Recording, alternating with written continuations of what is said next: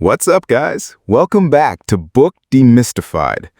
I'm really glad you're here because today's book, Not Buying It, by Judith Levine, dives into something we've all experienced but rarely talk about. You know that feeling when you're scrolling through your phone at 11 p.m. and suddenly you've got 3 items in your Amazon cart that you definitely don't need? Or when you walk into Target for toothpaste and somehow leave with a new throw pillow, some fancy hand soap, and a decorative basket you'll never use? Yeah, we've all been there. I was thinking about this the other day when I realized I had 4 different types of face wash in my bathroom cabinet. 4. And I'm pretty sure I bought the last 2 because they were on sale and I thought I was being smart. But here's the thing that really got me thinking. What if all this spending isn't actually making us happier? What if it's doing the exact opposite? That's where Judith Levine comes in. This woman did something that sounds absolutely terrifying to most of us.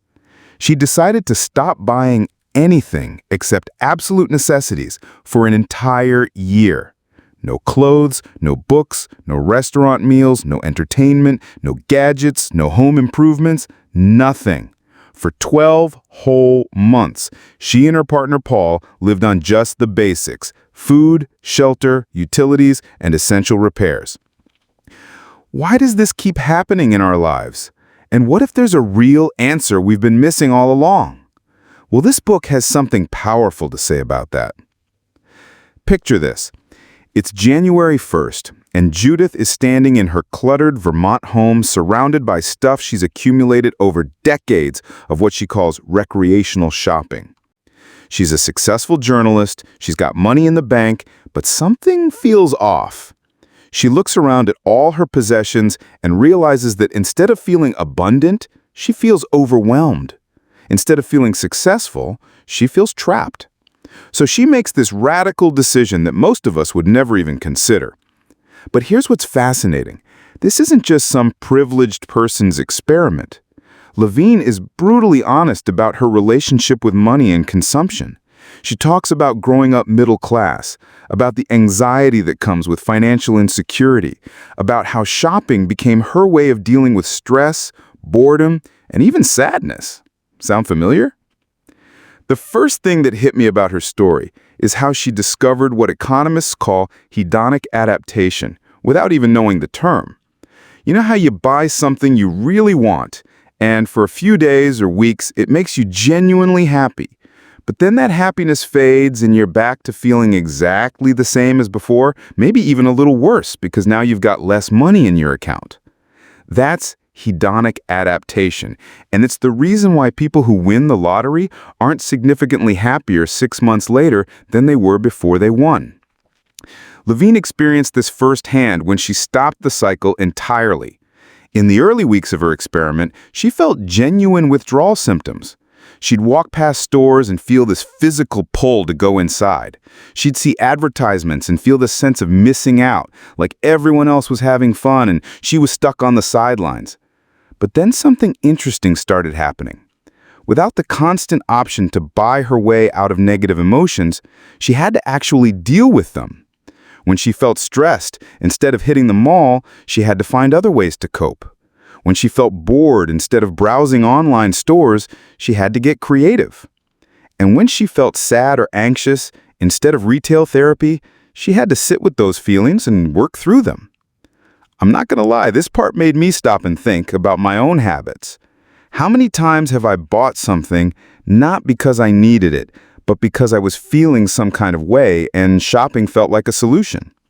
How many times have I confused wanting something with actually needing it? But here's where Levine's story gets really interesting. About 3 months into her experiment, she started noticing something unexpected. She wasn't just saving money. She was saving time, massive amounts of time.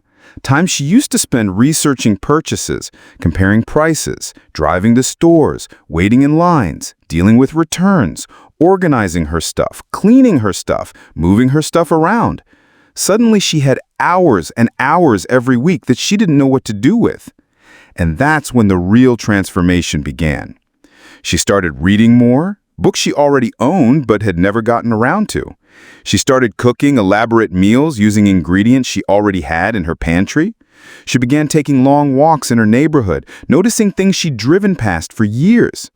She reconnected with friends through long phone conversations instead of meeting up to go shopping together.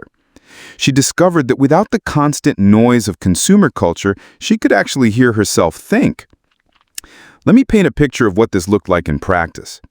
One day in March, Levine's beloved winter coat finally gave up after years of faithful service. In her old life, this would have been an excuse for a fun shopping trip. Maybe she'd upgrade to something nicer, or try a new style, or buy 2 coats because one was on sale. But now she had to get creative. She ended up mending the coat with patches and making it work for the rest of winter. When spring came, she realized she felt more attached to that patched-up coat than she had to any piece of clothing she'd ever bought new. There's something profound in that moment that speaks to what we've lost in our throwaway culture. We've gotten so used to replacing things that we've forgotten the satisfaction of fixing them, of making them last, of developing a real relationship with the objects in our lives instead of treating them as disposable. Hey, if you're getting value from these summaries and want to help us keep going, you can support us in a few simple ways. Subscribe, join as a member, or grab the book using our affiliate link below. And if you're feeling generous, you can even leave a tip via PayPal or UPI. All links are in the description. Every bit helps us bring more like this. Now let me tell you what hit me hardest about Levine's journey. The deeper she got into this experiment, the more she started questioning not just her own spending habits, but the entire system we're all swimming in. She began to see how much of our economy depends on people buying things they don't really need with money they don't really have to impress people they don't really like. She noticed how marketing messages are literally everywhere, not just in obvious ads, but woven into TV shows, social media posts, conversations with friends, even news stories. Think about it. When was the last time you went an entire day without someone trying to sell you something? From the moment we wake up and check our phones to the last Netflix show we watch before bed, we're being marketed to constantly. Levine started to see this for what it really is, a 24/7 assault on our contentment. Every message is basically saying, you're not enough as you are, but buying this will fix that. But here's what she discovered. When you step out of that stream of constant marketing messages, when you stop playing the game of acquisition and upgrades and keeping up, something amazing happens. You start to remember who you actually are underneath all the stuff. You start to reconnect with values and interests that have nothing to do with what you own or what you can buy. One of the most powerful stories from the book happens around month 6. Levine and Paul were invited to a wedding, and in her old life, this would have meant a new outfit, new shoes, maybe a new purse, definitely a trip to get her hair done.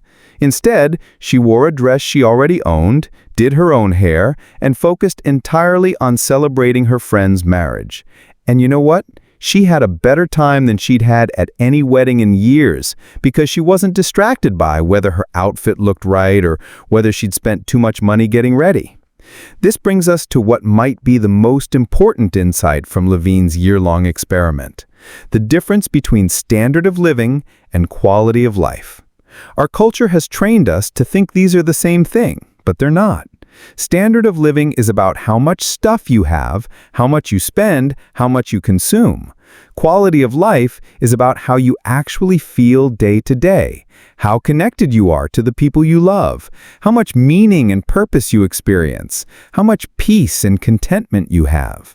Levine discovered that by dramatically lowering her standard of living, at least by American consumer culture standards, her quality of life actually improved.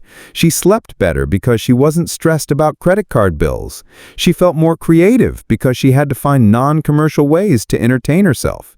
She felt more connected to her community because instead of shopping for things, she was spending time with people.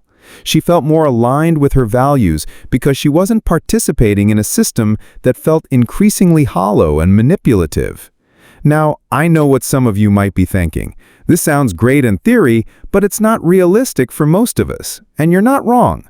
Levine herself acknowledges that she was in a privileged position to even attempt this experiment. She had a stable income, a paid-off house, and no kids depending on her for things like school clothes or birthday presents. She could afford to be radical in a way that many of us simply can't. But here's what I think is brilliant about this book. It's not actually telling you to stop buying everything for a year. It's asking you to examine why you buy what you buy, and whether those purchases are actually serving your deeper goals and values. It's challenging you to notice the difference between wants and needs, between retail therapy and actual solutions to your problems. Let me give you a concrete example of how this might work in real life. Let's say you're feeling stressed about work, and your usual response is to order something online, maybe some new workout clothes because you tell yourself you'll start exercising, or some organizational containers because you tell yourself you'll get your life together if you just buy the right storage solutions. Levine's approach would be to pause and ask, what am I really trying to solve here? Am I stressed because I don't have the right workout clothes, or am I stressed because I'm not taking care of my body? Am I disorganized because I don't have enough containers, or am I disorganized because I have too much stuff? Most of the time, the thing we want to buy isn't actually addressing the root of the problem. We're just throwing money at symptoms instead of dealing with causes. And in the process, we're often making the underlying problem worse because now we have less money and more stuff to deal with. By the end of her year, Levine had saved thousands of dollars, lost weight without trying, strengthened her relationship with her partner, reconnected with old hobbies, and discovered a sense of contentment that had nothing to do with acquisition. But maybe most importantly, she had broken the unconscious patterns that had been driving so many of her decisions. She talks about going into a store for the first time after her experiment ended and feeling like an anthropologist studying a foreign culture. All the bright lights and careful product placement and manipulative pricing strategies that she used to find normal suddenly looked bizarre and predatory. She could see the machinery of consumer culture for what it really was, a system designed to create dissatisfaction so it could sell you temporary relief from that dissatisfaction. Here's what really gets me about Levine's story. She didn't become some anti-consumption extremist, living off the grid and making her own soap from tree bark. When her experiment ended, she did start buying things again. But she bought them differently. She bought them more thoughtfully, more intentionally, with a clearer sense of what she actually needed versus what marketing had convinced her she wanted. She started asking herself questions before every purchase. Do I actually need this, or do I just want it? Am I buying this to solve a real problem, or am I buying it to make myself feel better? Will this purchase actually improve my life, or will it just add to my collection of stuff? How much of my life energy, in the form of hours worked to earn the money, am I willing to trade for this thing? These might sound like simple questions, but they're revolutionary in a culture that's trained us to buy first and ask questions later. They're the kind of questions that can transform not just your bank account, but your entire relationship with material possessions, and by extension, your own sense of what makes life meaningful. You ever get that feeling when you're in a store and you see something you want, and there's this voice in your head saying, "You deserve this," or "You work hard, you should treat yourself"? Levine learned to recognize that voice for what it often is. Not your authentic desires speaking, but the internalized messages of a culture that profits from your dissatisfaction. The real treat yourself might be not buying the thing. The real reward for working hard might be keeping your hard-earned money and finding satisfaction that doesn't require a purchase. The real luxury might be feeling content with what you already have. I think about this every time I'm tempted to buy something I don't really need. I think about Levine standing in her cluttered house on New Year's Day, surrounded by years of accumulated stuff, feeling trapped instead of abundant. I think about how she discovered that the path to feeling like she had enough wasn't getting more, it was wanting less. This isn't about becoming a minimalist monk or living in deprivation. It's about being intentional instead of automatic, thoughtful instead of impulsive, values-driven instead of marketing-driven. It's about remembering that you are not your possessions. Your worth is not determined by what you own, and your happiness doesn't come from them all. In our credit card, debt-saturated, storage unit renting, always upgrading culture, Levine's year without buying becomes a radical act of resistance, not just against consumer culture, but against the anxiety, overwhelm, and dissatisfaction that constant consumption creates in our lives. She proved that the opposite of consumption isn't deprivation, it's contentment. And contentment, it turns out, is free. As I was putting this together, I kept thinking about how relevant this message is right now, when so many of us are struggling with student loans, rising costs of living, stagnant wages, and the pressure to maintain lifestyles that our grandparents would have considered luxurious, but that we've been told are just normal. Maybe the solution isn't figuring out how to afford more stuff. Maybe it's questioning whether we need the stuff in the first place. Levine's experiment reminds us that we have more power than we think. We can't control the economy or the housing market or our student loan interest rates, but we can control what we choose to buy and why we choose to buy it. We can opt out of the endless cycle of wanting and getting and wanting more. We can define success on our own terms, instead of letting advertisers define it for us. That's the real gift of not buying it.